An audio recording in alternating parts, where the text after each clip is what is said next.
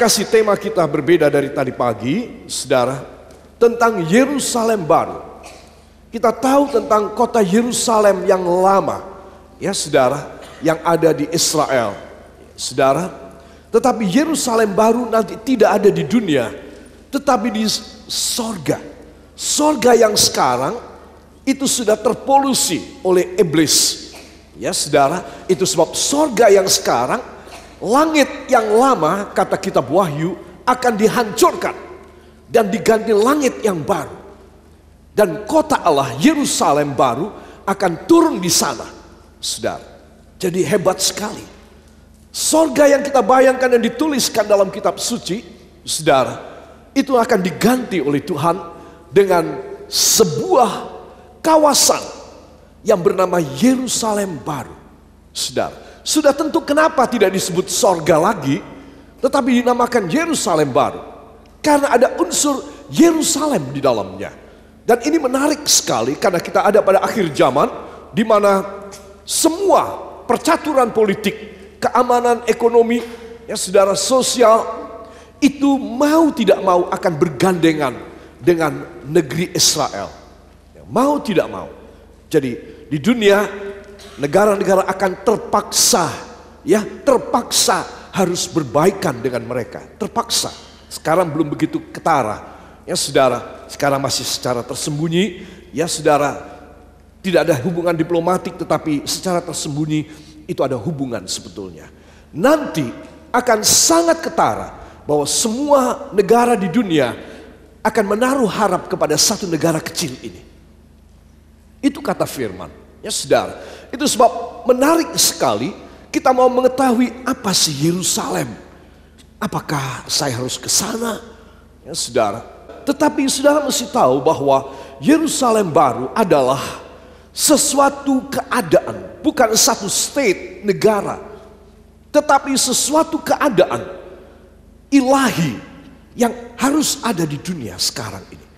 Walaupun kita tidak bisa ke sana barangkali, tetapi kita harus memiliki dalam hidup kita Yerusalem dari Tuhan. Saudara, di kota Yerusalem yang sekarang ini pencopetnya banyak.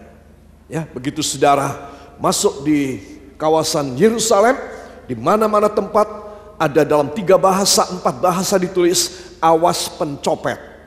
Coba, ya. Jadi sudah tentu pencopetnya canggih sekali, cepat sekali main tangannya. Ya saudara, tiba-tiba sudah hilang kita punya kacamata yang dipakai, hilang kita punya tas, kita punya dompet dan lain sebagainya, kita punya paspor. Saudara, Yerusalem yang sekarang adalah sama dengan tempat-tempat yang lain, begitu banyak kriminalitas.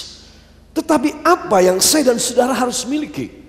Yerusalem baru, satu situasi dan kondisi yang ilahi, ya, bukan satu nation state, satu keadaan satu negara, tetapi spiritual state, satu keadaan rohani dengan Kristus, hubungan yang baik.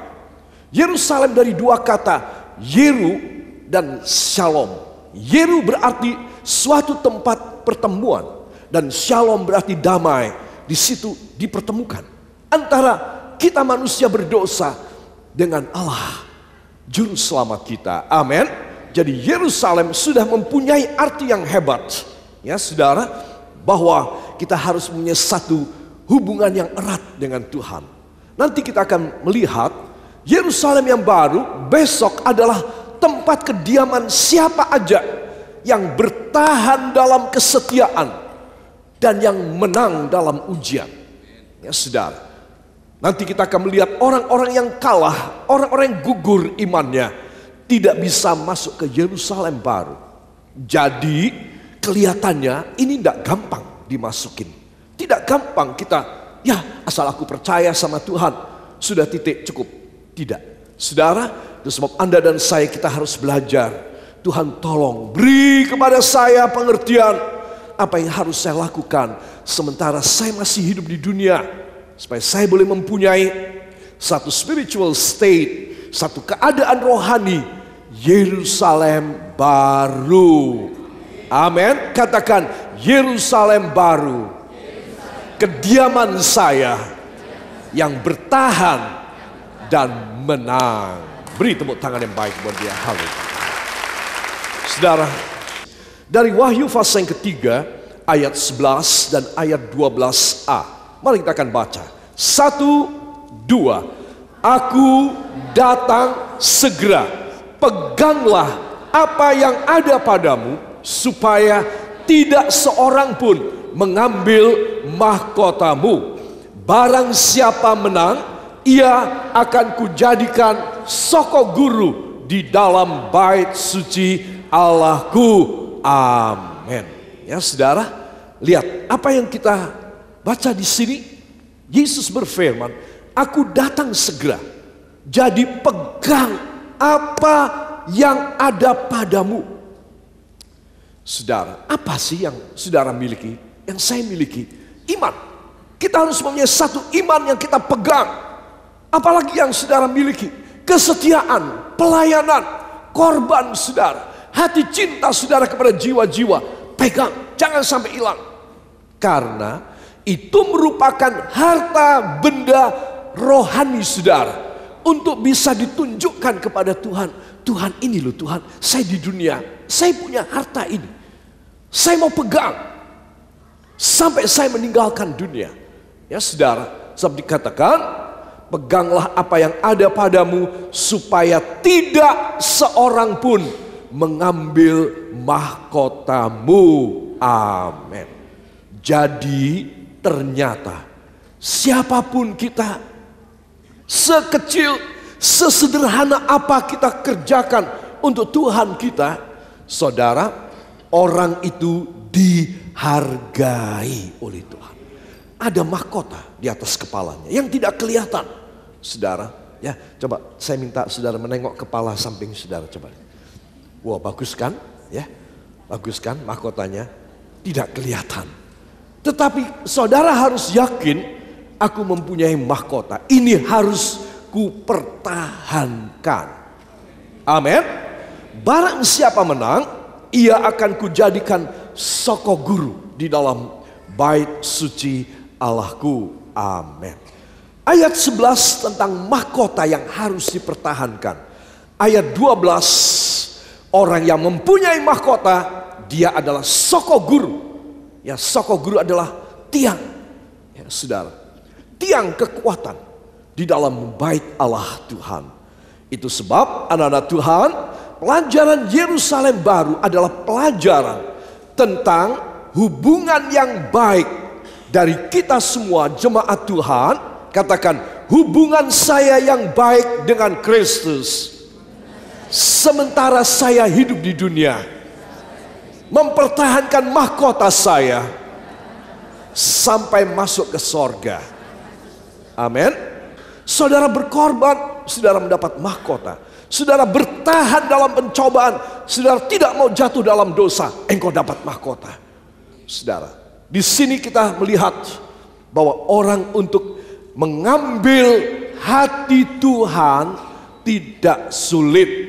Katakan, mengambil hati Tuhan tidak sulit. Ya, hanya iblis yang bisikin hati saudara, bisikin telinga kita. Buat apa kamu setia ke gereja? Buat apa? Cukuplah seminggu sekali. Kalau perlu 2 minggu sekali. Kalau perlu sekali 1 bulan 1 kali. Iblis selalu ingin engkau jauh dari Tuhan. Sebab Anda harus tahu, jangan mendengarkan bisikan iblis. Katakan amin. Saya harus mendengar bisikan Roh Kudus. Amin. Barang siapa menang. Apa artinya menang? Dia bertahan. Dia lulus ujian. Saudara, kalaupun dia meninggalkan dunia, dia mati, saudara, nothing to lose. Tidak ada yang rugi. Kalau saudara meninggal, saya mati, wah, untung besar. Rasul Paulus mengatakan, hidupku adalah Kristus. Kalau aku mati, untung. Amin. Jadi saudara harus tahu bagaimana menjaga status saudara. Tuhan, saya mau setia kepada engkau. Saya nggak mau dengar bisikan iblis lagi, karena dia hanya menipu saya supaya saya masuk neraka.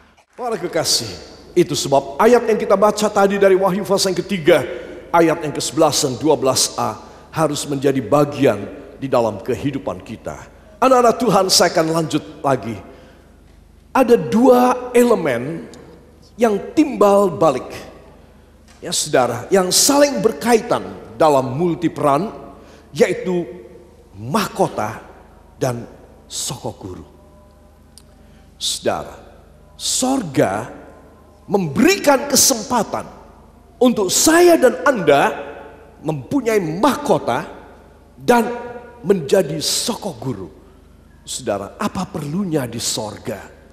Ini merupakan penghormatan. Ini merupakan sesuatu pujian Allah bagi saudara yang setia, bagi saudara yang berkorban, bagi saudara yang begitu mantap dan tetap hidup saudara, iman saudara kepada Yesus. Saudara, itu sebab mahkota dan soko guru ini adalah saling bergandengan, ya, saling mempunyai peran yang berkesinambungan. Katakan, saya wajib memilikinya. Mahkota dan soko guru. Ya, ini merupakan sesuatu hal yang penting, ya. Bila saudara yakin bermahkota, maka jadilah soko guru di rumah Allah. Rumah Allah yang besok, ya saudara, Yerusalem baru. Rumah Allah yang sekarang, gereja. Saudara, jadilah soko guru. Karena engkau bermahkota. Engkau mempunyai kepujian dari Allah. Engkau mempunyai appraisal, penghargaan dari Tuhan.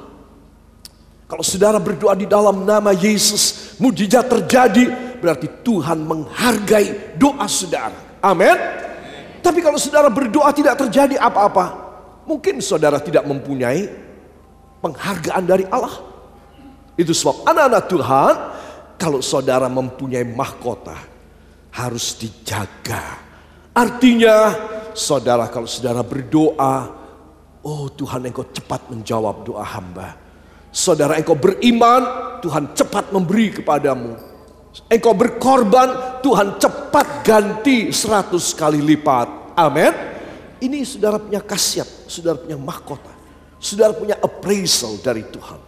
Sebab anak-anak Tuhan, yakinlah bahwa saudara yang bermahkota, aku akan menjadi kekuatan di dalam rumah Tuhan ini. Katakan, saya harus menjadi soko guru kekuatan di dalam rumah Tuhan ini seumur hidup saya. Amin. Saudara harus usahakan, ya. Kedua, sebaliknya, bila saudara mau menjadi soko guru di rumah Allah, yakinlah bahwa saudara mendapat mahkota kemuliaan Tuhan dalam hidup saudara. Jadi orang yang mau menyokong sebagai soko guru di rumah Allah, apapun yang saudara kerjakan, hal yang kecil, yang sepele, sampai hal yang besar yang saudara bisa lakukan. Saudara, apa yang saudara kerjakan, engkau harus yakin Tuhan menghargai aku. Pada waktunya aku bisa menerima hal-hal yang istimewa dari Allah Bapa. Amin. Karena aku melakukan dengan hati yang cinta kepada Tuhan. Saya melihat, saudara melihat anak-anak muda yang menari dalam tamborin, pada flag membawa bendera, bermain musik dan lain sebagainya. Saudara, mereka berbuat sesuatu dalam marching band.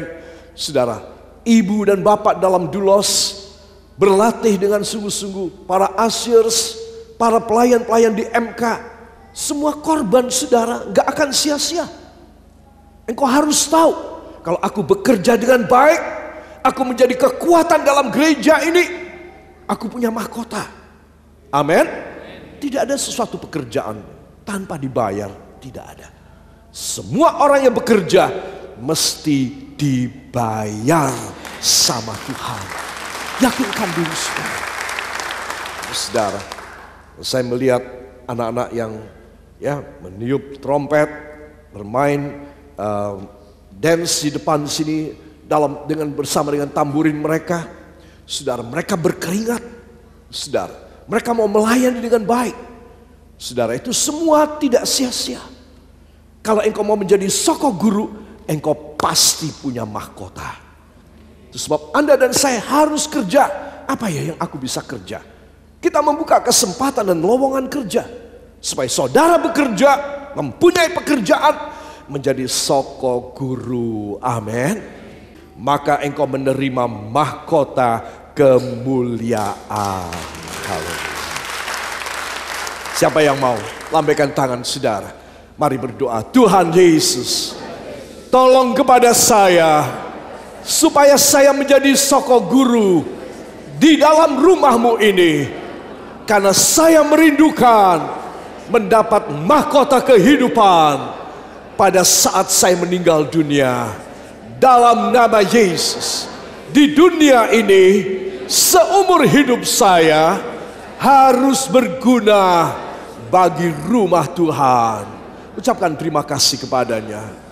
Maka saudara akan dipakai oleh Tuhan. Dan tidak ada yang mustahil dalam hidup saudara. Hari ini dan sampai selamanya.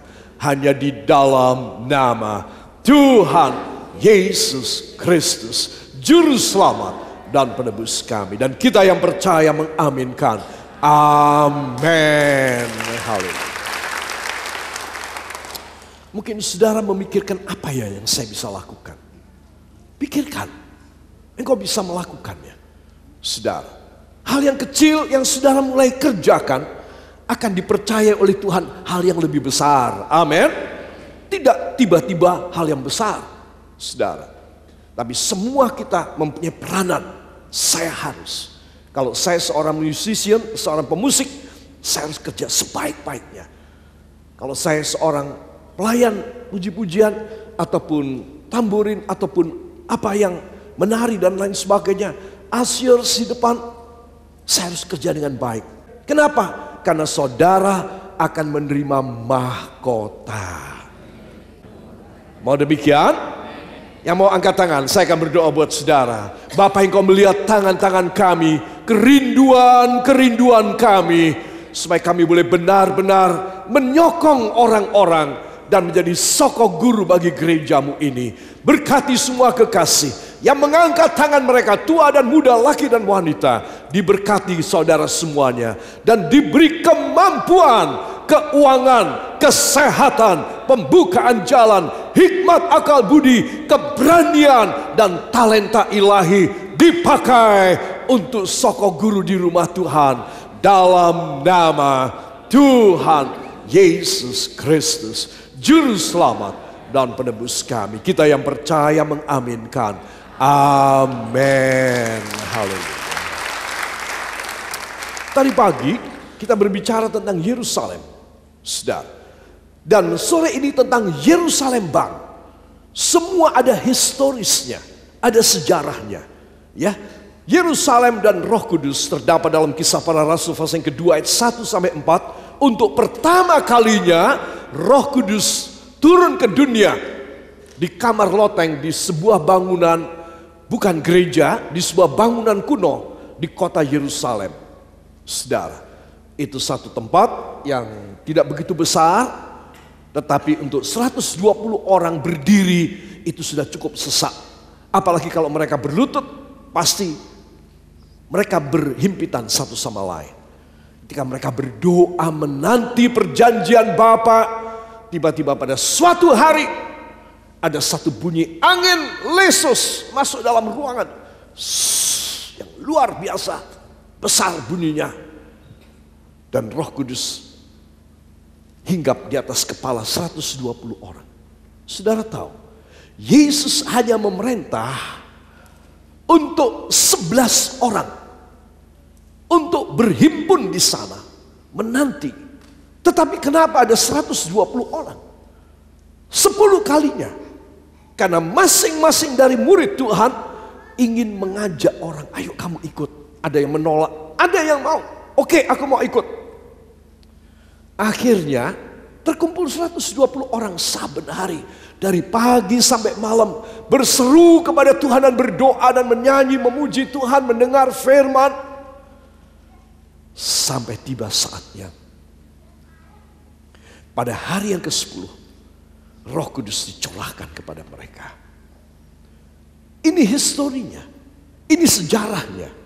Ya, saudara, dalam Lukas 24 ayat yang ke-48, Yesus sebelum terangkat ke sorga, dia berpesan kepada murid-murid, dan jadilah kamu saksi dari semua ini. Katakan, saya harus menjadi saksi dari semua pekerjaan Kristus. Ini syarat nomor satu. Bagaimana saudara bisa menjadi soko guru? Menjadi saksi. Menjadi saksi itu berarti apa? Ada dua macam saksi di persidangan pengadilan. Ada saksi yang memberatkan, yang dibawa oleh jaksa penuntut, sehingga si terdakwa ini harus dihukum berat. Dia membawa orang-orang, ya ini saya menyaksikan si X ini membunuh pada saat itu.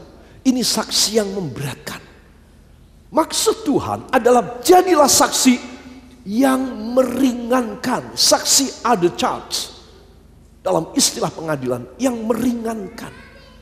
Ya saudara, dan ini saksi dipanggil untuk membantu si terdakwa, si tertuduh, supaya bisa lepas dari hukuman. Mungkin si saksi ini berkata kepada majelis hakim, Bapak atau Ibu hakim yang mulia, saya bersama dengan terdakwa pada waktu itu. Kami sedang makan mikung pada waktu itu. Mikung tahu? Ya. Mie kangkung. Ya. Kami sedang makan mie kangkung bersama Bapak hakim yang mulia. Tidak mungkin dia membunuh. Dia bersama dengan saya. Lalu kami pergi bersama-sama. Tidak mungkin dia membunuh.